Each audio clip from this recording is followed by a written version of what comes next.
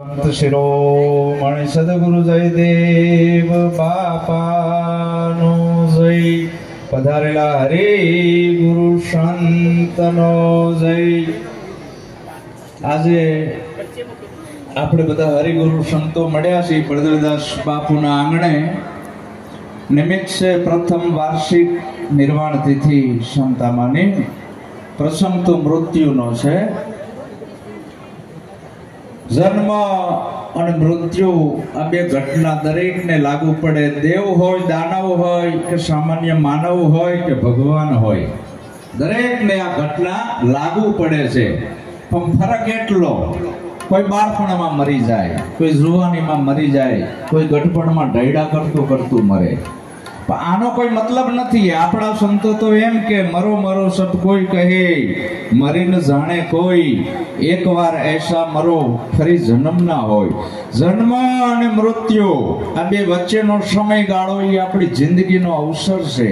એ જિંદગીના અવસરમાં આપણે એવું જીવન જીવી જાવી કે જગ તું આયો જગતમાં, જગ હશે તું રોય, કરની એસી કર ચલો તું હશે ને જગ રોય. એવો જીવન શાંતામાં જીવીને ગયા. આપણા મુવા પછી આપણા જીવનમાંથી કોક પ્રેરણા લે. પશુ કી પનિયા બને, નરકા બને ન કાય. નર જો ઉત્તમ કરણી કરે, ઉત્તમ તો નરમાંથી નારાયણ થવાય, પુરુષમાંથી મહાપુરુષ થાય, પુરુષમાંથી જ વીર પુરુષ થાય, પુરુષમાંથી સંત પુરુષ થાય, અને પુરુષમાંથી જ ભગવાન થાય. આકાશમાંથી થોડા પડે. આપણે શું બનવું એ આપણા હાથની વાત છે. તારા ભાગ્યનો વિધાતા તું પોતે છો. એમ શાંતામાએ એવી કમાણી કરી તો એના નામના ડંકા વાગે છે. એવા તો કેટલાય મરી જતા હશે, કોઈ યાદ કરતો નથી.